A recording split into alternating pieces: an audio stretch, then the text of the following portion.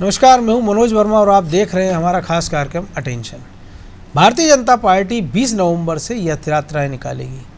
भाजपा का कहना है कि रथ यात्राओं का उद्देश्य सरकार की योजनाओं को जन जन तक पहुंचाना और पैसा एक्ट के बारे में आदिवासियों को बताना है। भाजपा का यह भी दावा है कि 2018 में राहुल गांधी ने भ्रम फैलाया था और अब राहुल गांधी लोगों को गुमराह करेंगे। इसलिए राहुल गांधी की यात्रा के दौरान इस रथ यात्रा की प्लानिंग की गई है। इससे एक तरफ जहां राहुल गांधी की यात्रा के प्रभाव को कम किया जा सकेगा, वहीं दूसरी तरफ भाजपा कांग्रेस से सीधी टक्कर भी लेती दिखाई देगी। इधर भाजपा की रथ यात्रा पर कांग्रेस ने निशाना साधा है। कांग्रेस का कहना है कि राहुल गांधी की भारत जोड़ो यात्रा से भाजपा में डर का माहौल है, इसलिए वह रथ यात्रा के जरिए लोगों को गुमराह करने की तैयारी में। तो क्या भाजपा की रथ यात्राएं राहुल गांधी की पद यात्रा का प्रभाव कम कर देंगी और क्या भाजपा रथ यात्राओं के जरिए जन जन तक पहुंचने में कामयाब होगी? इन सवालों का जवाब तलाशेंगे। लेकिन मध्य प्रदेश में आने वाले दिनों में पदयात्रा और रथ यात्रा का मुकाबला देखने को मिलेगा। प्रदेश में 23 नवंबर से राहुल गांधी की भारत जोड़ो यात्रा प्रारंभ होगी। इसमें राहुल गांधी पैदल चलकर मध्य प्रदेश की धरती पहुंचेंगे और यहां भी पैदल ही चलेंगे। उधर भाजपा ने इस दौरान रथ यात्राओं का प्लान बनाया है। ये रथ यात्राएं 20 नवंबर को प्रदेश के अलग अलग विधानसभा क्षेत्रों में रवाना होंगी, जिन्हें सीएम हरी झंडी दिखाएंगे।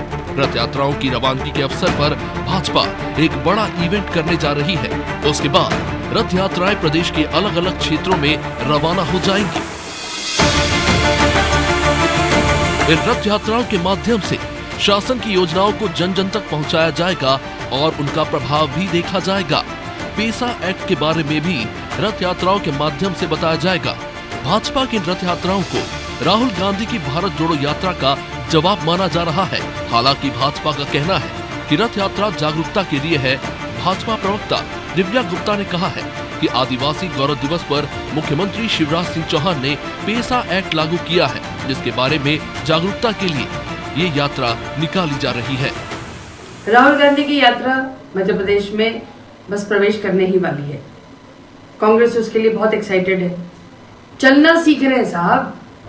अभी तक लोगों को शायद चलना नहीं आता था, अब एक ट्रेनिंग क्लास दी जा रही है जिसमें लोगों को चलने की प्रैक्टिस करवाई जा रही है। क्या आलम है।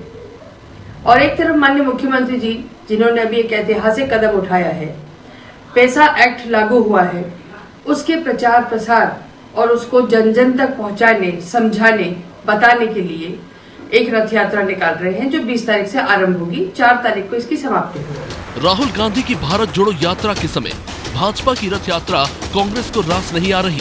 पूर्व मंत्री और कांग्रेस नेता ओम सिंह मरकाम ने कहा कि राहुल गांधी की यात्रा से भाजपा घबरा गई है। प्रधानमंत्री नरेंद्र मोदी ने भी कहा है कि गांधी परिवार को हल्के में न ले। भारतीय जनता पार्टी घबरा गई है माननीय राहुल गांधी जी की यात्रा को देख करके।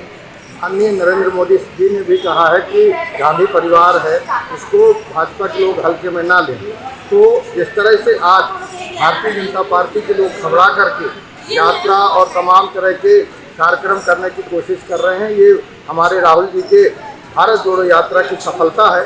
और भारत जोड़ो यात्रा निरंतर सफल हो रहा है और देश के एक नए विश्वास के रूप में राहुल गांधी जी आज देश के जनमानस के बीच में अपना विश्वास अर्जित कर रहे हैं। भारतीय जनता पार्टी की रथ यात्राओं की टाइमिंग इस बात का प्रमाण है कि भाजपा राहुल गांधी की भारत जोड़ो यात्रा को गंभीरता से ले रही है। साल 2023 के चुनाव से पहले भाजपा कांग्रेस को कोई भी मौका नहीं देना चाहती, इसलिए राहुल गांधी की यात्रा के समय भाजपा लगातार सक्रिय बनी रहेगी। अब ये देखना है कि राहुल गांधी की यात्रा को कांग्रेस के कार्यकर्ता और नेता कितना प्रभावशाली बना पाते हैं। ब्यूरो रिपोर्ट, अनादि टीवी।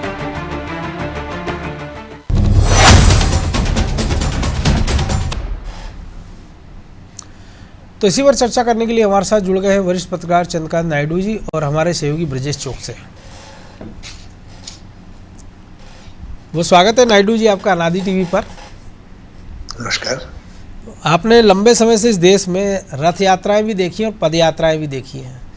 उसके बाद जो कुछ माहौल बदला वो भी देखा है, लेकिन एक ही समय पे ऐसा शायद ही कभी हुआ कि किसी एक नेता की रथ यात्रा चल रही हो, पद यात्रा, और एक उसी की जो अपोजिट पार्टी, विरोधी पार्टी, वो पद यात्रा और रथ यात्रा कर रही हैं। तो क्या राहुल गांधी की यात्रा के कारण बीजेपी इसको निकाल रही है, कोई कार्ड की तलाश में है, या एक चुनौती देने का प्रयास है कांग्रेस के सामने कि ठीक है अगर राहुल गांधी यात्रा पर निकले हैं तो हमारी रथ यात्रा के कार्ड करके दिखाएं वो।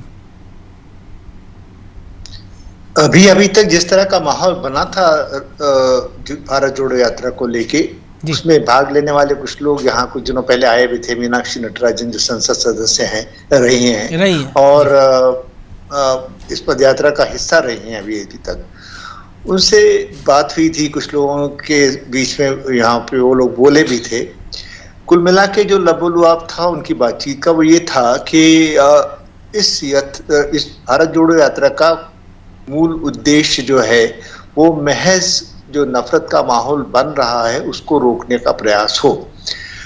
कुल मिला के अभी तक जैसा देखने को मिला उसमें ये लगता था कि इस यात्रा का जो पॉलिटिकल उद्देश्य है, राजनीतिक उद्देश्य जो है वो जो भी हो, बहरहाल कोशिश ये रहेगी कि एक टकराव से बचें, उस पिच पर ना खेले जहां भारतीय जनता पार्टी उनको खिलाना चाहती है जी।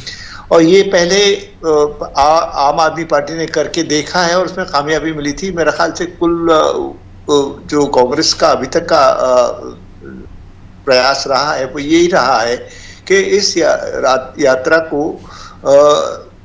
टकराव से बचाते हुए आगे बढ़ाया जाए और उनपे पूरा कन्याकुमारी से कश्मीर तक का जो रास्ता है उसको तय किया जाए।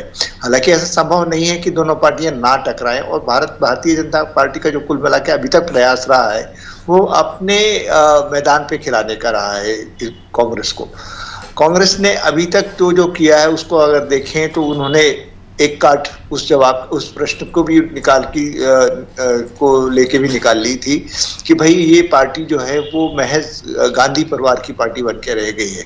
उन्होंने एक नया अध्यक्ष दिया इस पार्टी को जो उस परिवार से हट के, तो एक जवाब मिल गया। और दूसरी चीज ये थी कि और भी अन्य समस्याएं जो हैं उसमें कांग्रेस जो है वो समस्याओं को उजागर तो कर रही है, लेकिन यह है कि कुल मिला के बीजेपी को वो अनदेखा करते हुए दिखाई देना चाहती है। तो अब जाहिर है यहाँ मध्य प्रदेश में क्योंकि एक ऐसा हिस्सा है जहाँ से वो गुजरेंगे और काफी विधानसभा कॉन्स्टिट्यूंसीज को प्रभावित भी करेंगे, तो स्वाभाविक ही था कि भारतीय जनता पार्टी को इसका जवाब निकालना था।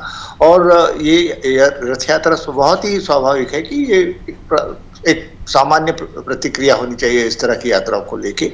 तो मुझे कुछ गलत नजर नहीं आता बीजेपी के प्रयास में, लेकिन जिस तरह से उनके प्रवक्ता कह रहे हैं, जिस तरह से प्रोवोक करने की कोशिश कर रहे हैं, वो बड़ा दिलचस्प लगता है। अभी तो फिलहाल दिलचस्प भी लग रहा है, उसका परिणाम क्या होगा, ये तो यात्रा यहाँ से गुजरेगी तब क्या होगा उस वक्त देखने को मिलेगा और तभी उस बारे में कुछ कहा जा सकता है। लेकिन नायडू जी आपने कहा कि कांग्रेस हमेशा कोशिश करती रही कि टकराव ना हो, लेकिन कल जिस तरह से राहुल गांधी का बयान आया, जो भाजपा की पिच की आपने बात की थी, भाजपा की पिच की जो आप बात कर रहे हैं, तो ऐसा नहीं लगता है कि वाकई में बाद में लौट के आ गए उसी पिच पे खेल रहे हैं वीर सावरकर को लेकर जिस तरह से उन्होंने कहा है? उसके बाद केरल में भी ये गलती हुई थी, जिस पादरी से वो मिले थे और जो कुछ उन्होंने कहा था उसके बाद उसको लेके विवाद मचा, उससे वो आगे बढ़े, टी शर्ट की बात हुई, वो इंडिविजुअल हमला था। लेकिन सावरकर, चूंकि महाराष्ट्र की राजनीति को भी आप अच्छे समझते कि वहाँ कोई भी दल हो वो सावरकर के खिलाफ नहीं बोलता है, चाहे कांग्रेस भी हो, और वहाँ जाकर राहुल गांधी ने क्या सेल्फ गोल कर दिया। सबसे पहले जो गलती कांग्रेस ने की थी वो बहुत पहले की थी, मणिशंकर अय्यर के जमाने में, जिसमें सावरकर को उन्होंने नीचा दिखाने की कोशिश की और इस हद तक गए कि ये कहा उन्होंने कि वहाँ अंडमान निकोबार में, वहाँ मतलब जहाँ उनको सजा हुई थी, वहाँ पर उनके नाम की पट्टिका ना होते हुए गांधी जी के नाम की पट्टिका होनी चाहिए थी। उनका कोई लेना देना नहीं था गांधी जी का वहां से।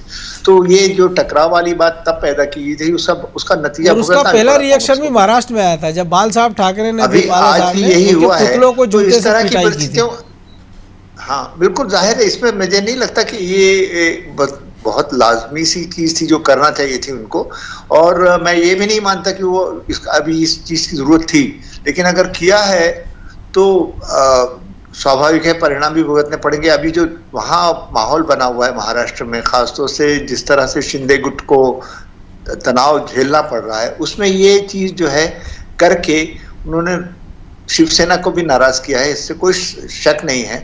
और कुल मिला के एक बात माननी पड़ेगी कि देखिए, सावरकर को आप कुछ भी कह लें, लेकिन महाराष्ट्र में उनकी एक जगह है जो राजनीति से परे है। वो साहित्यकार भी थे, वो जिस तरह का ख्याल रखते थे, तो उसको लेके एक टकराव की उम्मीद नहीं की जाती थी। अगर हुआ है तो उसके परिणाम भी देखना होंगे, दिलचस्प होगा।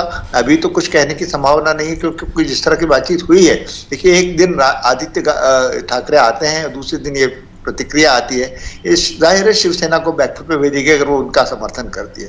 बिल्कुल। तो ब्रजेश जी, यात्रा जो हमने बात की, नायडू जी भी कह रहे हैं और आपने भी देखा है, तो मुख्यमंत्री ने शुरुआत कर दी पैसा एक्ट को लेके केसला से, इसकी नर्मदापुरम में, और चूंकि उनको गुजरात चुनाव जाना था तो पहले से एक माहौल बनाना शुरू कर दिया, और लगभग 22, 23, 24 के आसपास और 20 से यात्रा शुरू होगी, और वो यात्रा ज़्यादा चलेगी, पद यात्रा, और रथ यात्रा थोड़ी पहले चलेगी। लेकिन चूंकि आदिवासी इलाकों में जाना है तो वो कमोबेश बड़ा एरिया वही होगा निमाड़ का, जहाँ से राहुल गांधी की यात्रा को निकलना है, क्योंकि आदिवासी बेल्ट है। और पिछली बार चुनाव में बीजेपी को जो वहाँ पर नुकसान हुआ था, और शायद कांग्रेस को उम्मीद थी कि पिछली बार जैसा प्रदर्शन राहुल गांधी की इस पदयात्रा से वो दोहरा सकती है, तो एक डैमेज कंट्रोल की कोशिश भी है, क्योंकि राहुल गांधी भी टंटिया भील की समाधि पर जाने की बात कर रहे हैं, महाकाल मंदिर में जाने की बात कर रहे हैं। तो अभी तो आदिवासियों को लेकर बीजेपी की रथ यात्रा, फिर और कुछ नए चरण भी हम देख सकते हैं, नई चीज़ें भी देख सकते हैं। देखिए मनोज जी, जो बीजेपी की रथ यात्रा है, मुझे लगता है कि वो रणनीति के तहत है। राहुल गांधी की जो यात्रा, पदयात्रा है, वो आदिवासी क्षेत्रों से होकर गुजरेगी। बिल्कुल। जब आदिवासी क्षेत्रों में जाएगी तो निश्चित तौर से आदिवासी वर्ग के लोग ही वहाँ जाएंगे। तो एक तो मकसद हो सकता है कि उसी समय में हम एक रथ यात्रा निकालेंगे, तो जो हमारे इससे जुड़े लोग हैं या जो हमारे उसमें जुड़ जाएंगे लोग, तो जो अपने लोग हैं जो राहुल गांधी को सुनने नहीं जा पाएंगे। बहुत सारा फर्क पड़ता है जब राहुल गांधी के पास जाओगे, उस माहौल में जाओगे जहाँ कहा जाएगा कि इंदिरा गांधी सबसे पहले हितैषी थी, अपनी बात कही जाएगी, तो वो कुछ ना कुछ वोटर को तो प्रभावित करेगी ना। तो अपने वोट बैंक को एक तो रोकना या है। जो उस पदयात्रा में जाएगा वो रथ यात्रा से पहले सुन चुका होगा कि सरकार पैसा एक्ट के जरिए आदिवासियों के जीवन में क्या बदलाव ला रही है, फिर वो वहां जाएगा। सरकार ये बताएगी उस दौरान, राहुल गांधी के दौरान, कि अब ये आ रहे हैं टंटा मामा की समाधि पे आएंगे और अब आपकी बात कर रहे हैं, इससे पहले क्यों नहीं किया, इतने सालों से क्यों नहीं किया। बिल्कुल। आप सिर्फ ये नहीं कह सकते हैं कि इंदिरा गांधी ने या नेहरू जी ने जब देश आज़ाद हुआ तो सबसे पहले अपराधी की श्रेणी में रखा जाता था। जैसे हम कहते हैं कि पारदी समुदाय है, कुछ समुदाय ऐसे जिनको अपराधी आज की तारीख में मानते हैं, तो आदिवासियों को भी अंग्रेजी नज़रिए से देखते थे, उनको उस श्रेणी से हटाया, तो ये काम नेहरू जी ने किया। आप जो अपनी उपलब्धियां बताओगे ना कि आदिवासियों के लिए क्या किया आपने, तो उसी की बदौलत आप लेते रहोगे।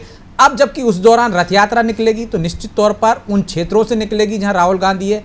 एक तो वहां पे लोगों को रोके रखना, उनकी पास ज़्यादा भीड़ ना जा पाए उससे पदयात्रा में, साथ ही उनको ये बताना कि हम आपके लिए क्या कर रहे हैं और हमने क्या किया। इसके साथ साथ ये भी बताएंगे ना कि कांग्रेस ने अब तक आपके लिए कुछ नहीं किया, तो अपनी बात पहुंचाना। तो लोगों में जो चर्चा होगी, यदि ये रथ यात्रा नहीं निकलती तो मनोज जी, ये पदयात्रा जैसे जैसे निकलती जाती वैसे वैसे चर्चा होती। हम जिस तरह से कहते हैं कि कोई एक बड़ा नेता आता है, वो एक कोई आम सभा करके जाता है, वो सभा में लोग आते हैं, वो फिर अपने अपने क्षेत्रों में चले जाते हैं, अपने अपने गांव में चले जाते हैं, अपने अपने चौपालों पर चर्चा करते हैं। तो वो जो चर्चा होगी ना, वो बराबर की होगी मनोज जी, उससे जो माहौल बनेगा। तो मुझे लगता है कि बीजेपी को लगा कि राहुल गांधी उस क्षेत्र से जाएंगे तो एक माहौल बनेगा आदिवासियों में जो कांग्रेस के पाले में जाएगा। उस माहौल को कम करने के लिए, अपना हिस्सा मजबूत करने के लिए, अपना वोट बैंक को मजबूत करने के लिए उन्होंने उसी समय पर यह पदयात्रा सोची समझी रणनीति के तहत प्लान की है और उससे पहले पैसा एक्ट लागू किया है। इसी कारण मुख्यमंत्री केसला मनोज जी आदिवासी बहुल ब्लॉक है वो होशंगाबाद क्षेत्र का, यहाँ से शुरुआत की है। तो निश्चित तौर पर वो आदिवासियों में ये बताने की कोशिश करेंगे कि भाई हम ही आपका भला कर रहे हैं, हमने ही आपके जो नायक थे जो गुमनामी में थे उनको आगे लेकर आए हैं। कांग्रेस ने तो वो श्रेय भी नहीं दिया आपको कि आपने आज़ादी में योगदान किया। तो ये जो तमाम बातें होंगी तो आदमी के लिए, जो वोटर है आदिवासी वोटर, उसको तुलना करने का मौका मिलेगा कि कौन उनके लिए बेहतर है। शायद ये एक मकसद रहा होगा बीजेपी का ये रथ यात्रा प्लान करने का। बिल्कुल। इस यात्रा में हम देखेंगे, पद यात्रा में दो बड़ी कॉमन चीज़ें दिखेंगी नायडू जी हमको, कि जब प्रधानमंत्री काशी विश्वनाथ कॉरिडोर का उद्घाटन करते हैं, गंगा में स्नान की तस्वीरें आती हैं। यहाँ राहुल गांधी नर्मदा में स्नान करेंगे, फिर आरा महाकाल कॉरिडोर जाएंगे, जिसका क्रेडिट बीजेपी कांग्रेस दोनों लेना चाह रही है। टंटिया भील को, कमलापति स्टेशन को लेकर कांग्रेस सवाल उठाती है और पूछती है कि आपने जो रानी कमलापति के जो पुराने महल है उनका जीर्णोद्धार क्यों नहीं किया। वो टंटिया भील की समाधि पर राहुल गांधी दिखेंगे। आदिवासी ब्लॉक से वो निकलेंगे, बीजेपी में रथ यात्रा की तैयारी है। तो फिर काउंटर कई सारे सवालों का कैसे करेंगे। एक प्रोग्राम ये भी है कि वो इंदौर में अहिल्याबाई की प्रतिमा पर माल्यार्पण करेंगे, और हमने देखा अहिल्याबाई की एक बड़ी प्रतिमा काशी कॉरिडोर के अंदर प्रधानमंत्री मोदी ने उसका अनावरण किया है कि उन्होंने इसका एक जीर्णोद्धार कराया था उस ज़माने में। तो बहुत सारी चीज़ों में जब कांग्रेस ने जो पहले बयान दिए थे और जब नए सिरे से वो चीज़ें करेंगे तो उसका जवाब देना भी उनको मुश्किल होगा। नहीं, ये बात बिल्कुल सही है कि जैसे ब्रिजेश जी ने कहा कि उन्होंने पूरा काउंटर करने का प्लान बनाया है, और उसका एक सबसे अच्छा एलिमेंट ये है कि सरप्राइज एलिमेंट है। उसके अभी तक कोई सूचना नहीं थी, अचानक वो तैयारी के साथ में आ गए और रथ यात्रा निकालने की बात कर रहे हैं। इसमें कोई शक नहीं कि बीजेपी का होमवर्क बहुत ही अच्छा है। बिल्कुल।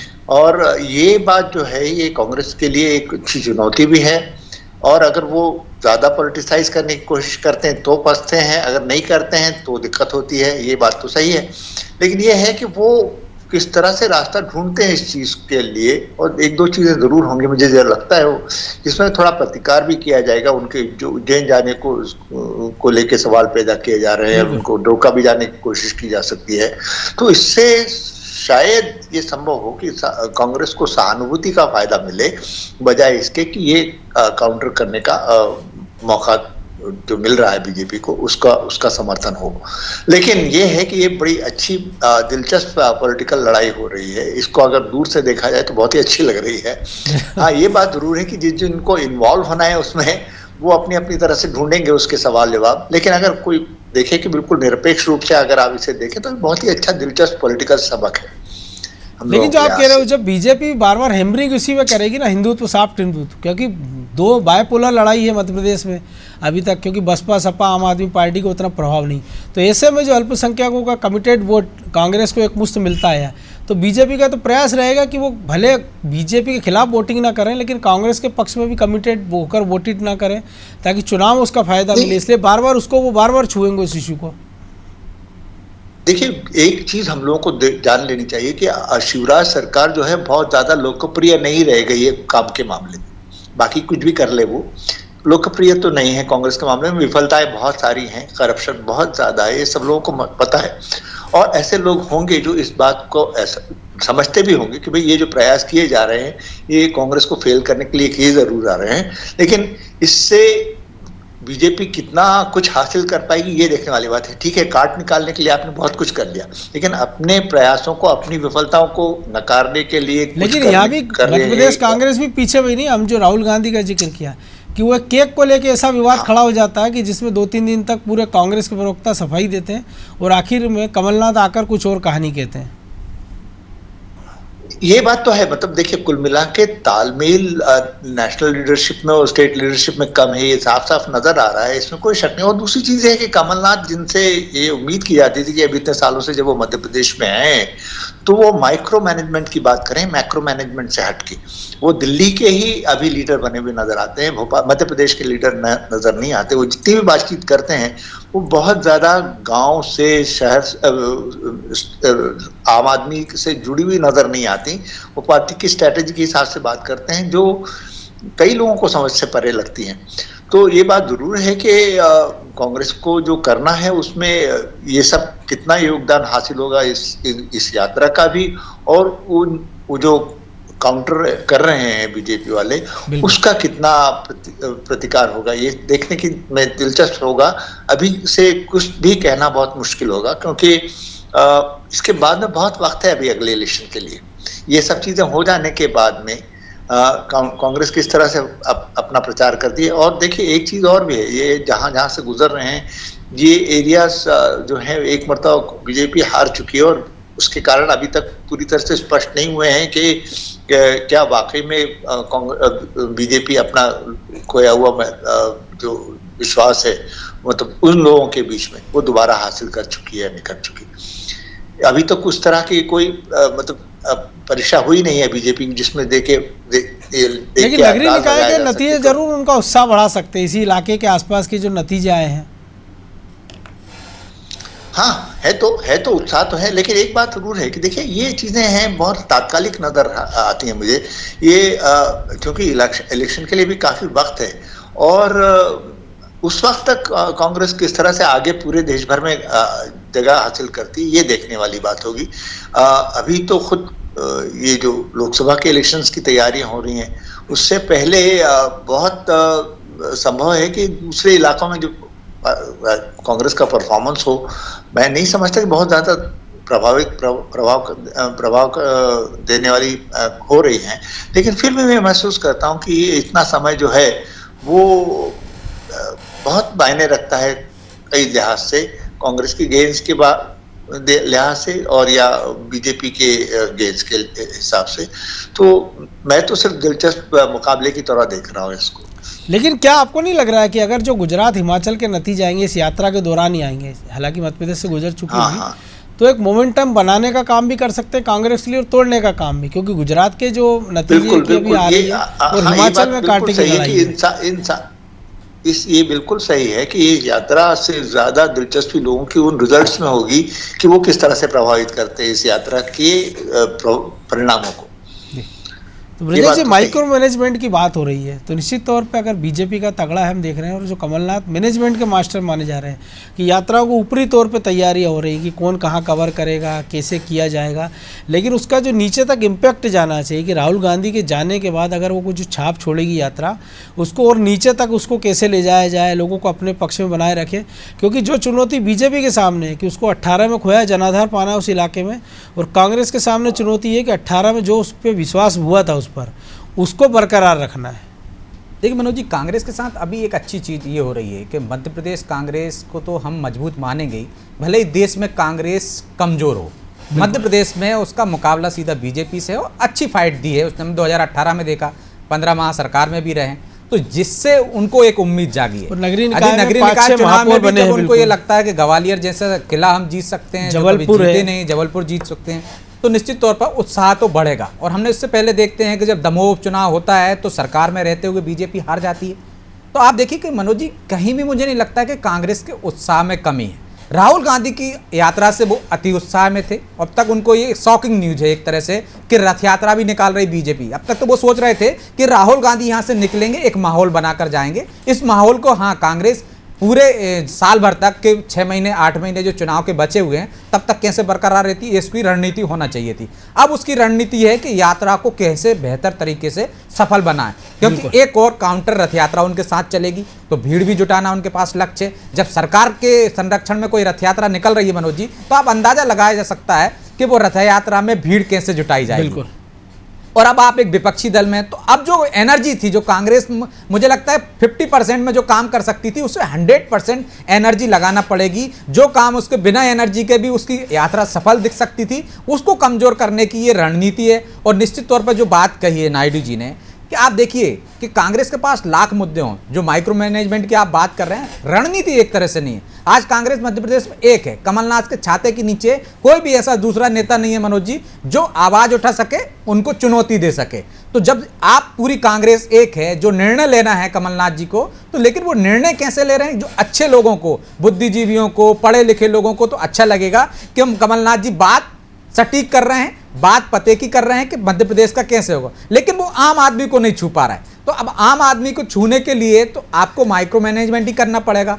आपको वैसी बात करना पड़ेगी कि जो आपका नीचे का कार्यकर्ता है वो आपकी बात समझे और वो बात अपनी मतदाता को समझा सके। तो ये कहीं ना कहीं कमी है और रणनीतिक रूप से जो चूक कर जाती है। जैसे एक तरह से हम देखते हैं कि जब कोई रणनीति बनाई जाती है जंग के मैदान में तो एक बी टीम भी रहती है, एक ऐसा फार्मूला भी रहता है कि भाई हमारी ये टीम असफल हुई या हमारी ये योजना फ्लॉप हुई तो हम अगली रणनीति क्या होगी हमारी। तो आप देखिए प्लान बी नाम की कोई चीज कांग्रेस में दिखती नहीं है कि भाई जब इतना कांटे का मुकाबला है, बीजेपी की गंभीरता इस बात से देखिए मनोज जी कि वो राहुल गांधी को हल्के में नहीं ले रहे हैं। यदि उनकी पदयात्रा मध्य प्रदेश में आ रही है तो उसका काउंटर की तैयारी कर रहे हैं, मतलब वो गंभीर हैं कि राहुल गांधी को यदि एक पार्टी मान रही है कि वो आ रहे हैं तो कुछ ना कुछ तो प्रभाव डालेंगे, बिल्कुल, तो उस प्रभाव को डैमेज करने की कोशिश कर रहे हैं। लेकिन क्या कांग्रेस ने ऐसी रणनीति बनाई कि यदि राहुल गांधी जाएंगे तो वो जो माहौल बनेगा उस माहौल को हम कैसे बरकरार रखें? बिल्कुल नहीं। यदि काउंटर करेगी बीजेपी, अपनी पिच पर ले जाने की बात करेगी तो हम उस पर कैसे रोकें? लेकिन अभी तक लग रहा है कि जिस तरह से कि बीजेपी एक मौका ढूंढती है मनोज जी, उनकी रणनीति ऐसी रहती है कि आपने कैग का मौका दे दिया, तो आपकी ऐसी रणनीति है कि रथ यात्रा के दौरान, पद यात्रा के दौरान आप कोई भी ऐसा वाक्य ना करें कि आपकी यात्रा सफलता की जगह आपको किसी और कारण से चर्चा में हो जाए, आपको जो प्लस होना चाहिए वो नेगेटिव हो जाए। तो उसके लिए बाकायदा नेताओं की बैठक करना पड़ेगी, उन्हें बताना पड़ेगा कि ये हमारे इशू है, इनसे इतर कोई नहीं करना, फूक फूक के कदम चलना, क्योंकि आपके सामने वाला जो विरोधी दल है आपका वो बहुत ज्यादा होशियार है मनोज जी, और मास्टर इस तरह का कि आपने एक चूक की वो उसको मुद्दा बना सकता है, लेकिन वो चूक कर जाता है तो आप उसको मुद्दा नहीं बना पाते। तो ये जो चीजें हैं वो कांग्रेस को समझना पड़ेंगी, तब जाकर हम देख सकेंगे कि हाँ यात्रा का कुछ फायदा मिल रहा है उनको या फिर नुकसान मिलेगा। जो नायडू जी कह रहे हैं वो तो बात की बात है कि जब चुनाव में इसका फायदा होता है कि नहीं होता, क्योंकि समय है, आप उसका टेम्परामेंट बनाकर रख पाते हो नहीं रख पाते हो, ये बड़ी बात होगी। और फिर भले ही आप प्रधानमंत्री के मन की बात का कितना ही विरोध करो, लेकिन आपको वोटर या जनता के मन की बात तो करना ही पड़ेगी। बिल्कुल। बहरहाल अब समय इजाज़त नहीं देता, इसलिए चर्चा को ही विराम देना होगा। बहुत धन्यवाद नायडू जी आपका।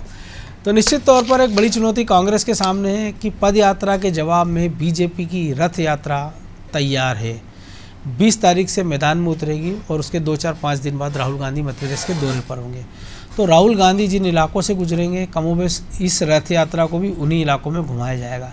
अब दिलचस्प ये है कि बीजेपी के संगठन और सरकार का मुकाबला करने के लिए क्या कांग्रेस के पास कोई ऐसी रणनीति है कि राहुल गांधी की इस यात्रा का प्रभाव 2023 के विधानसभा चुनाव तक बरकरार रखा जा सके। अटेंशन में आज इतना ही, मुझे दीजिए इजाज़त और आप देखते रहिए अनादि टीवी। नमस्कार।